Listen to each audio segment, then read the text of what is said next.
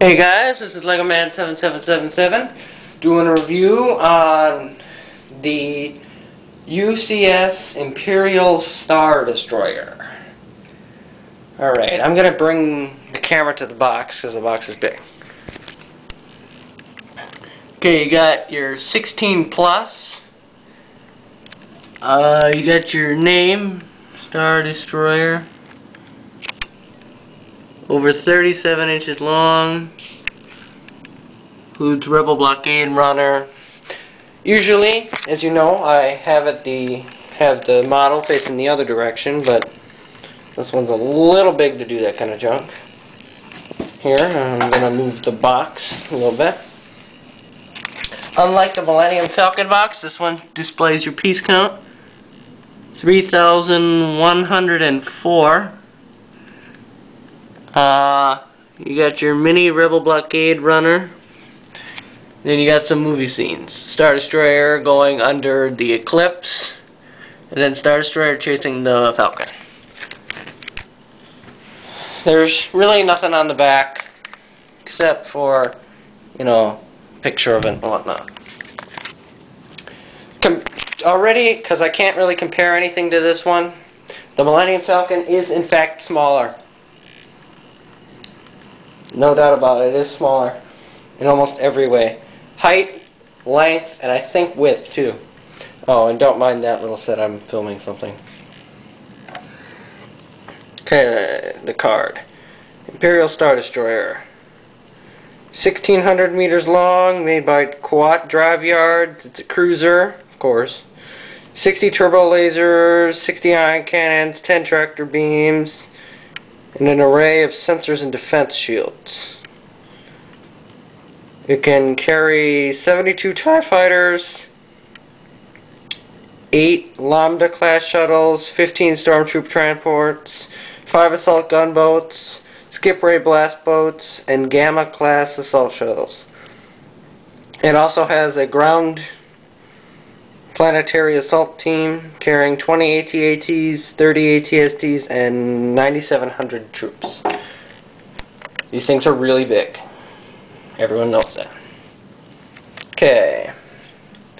You got your Rebel Blockade Runner. This is the Tainted 4, and I will hopefully get the new UCS model of that coming out later this year, September 9th. You have your 11 engines. This thing is pretty big, actually. I'll show you. Compare it with average everyday minifigure. You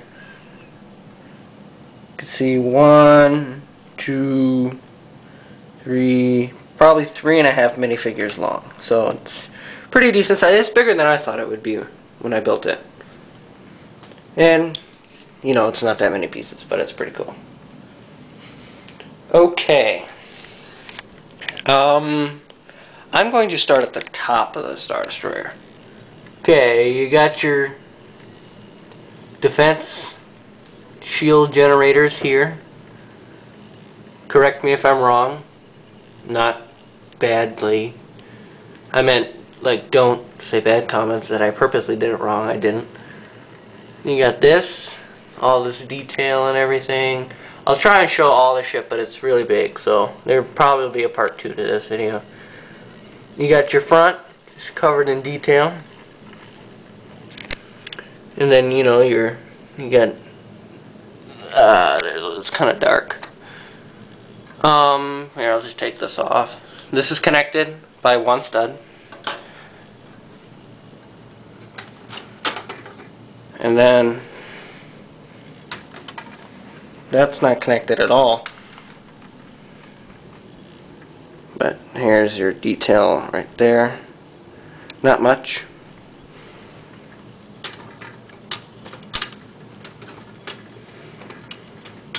Oh man. This is fun. Okay, here we go. There we go.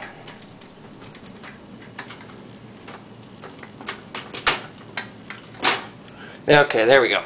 Sorry. My bad. 2 studs it's connected by. Okay, then we're just gonna go down the front.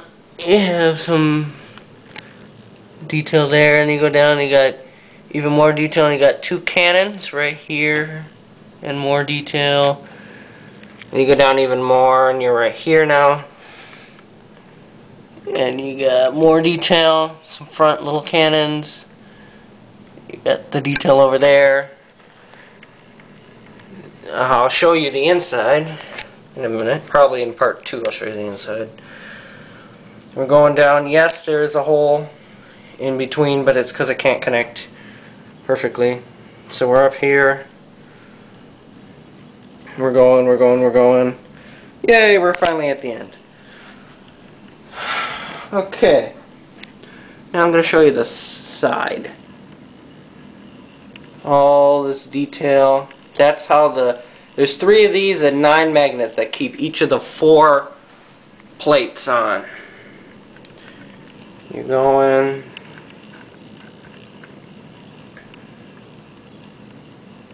You got your double ion cannon right here. This does move and everything. It's a really cool way to keep those on. The binoculars are just sitting there so they can move in any direction. And we keep going, we're still going on this thing. And then finally, you know, we get to the engines, and I'll show you the engines probably in part 2 because I won't even get time. Okay. You got this is towards the back by the top. That's where all this detail is. Tons of pieces. This took forever to build. Oh, you even got detail in here. Okay, and you got your 4 little cannons right here. All 4 of them can move. I usually like to keep them down like this. Looks better.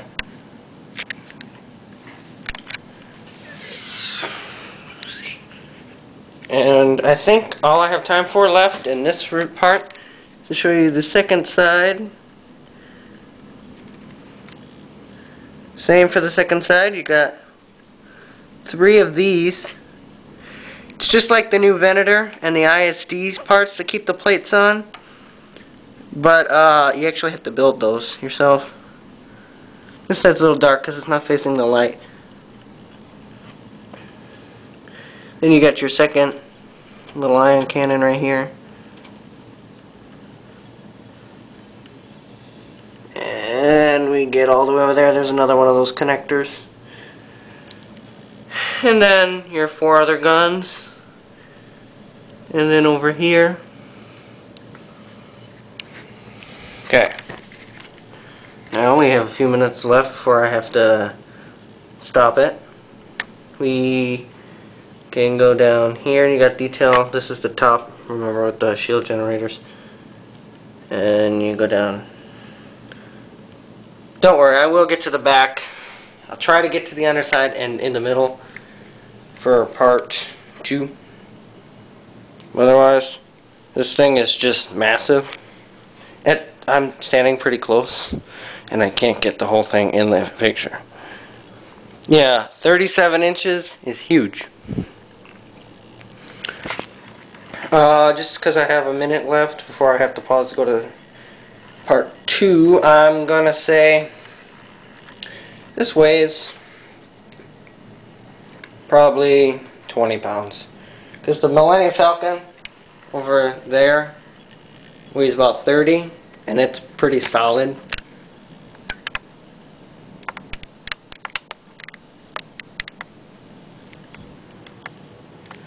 And then the Star Destroyer is like 20 because there's nothing inside. Lego did an amazing job on this. I got this for Christmas last year, and it was on sale for the $200. I was gonna also try and get the Death Star when it went down to $150, but I just couldn't get the money fast enough to get the Death Star.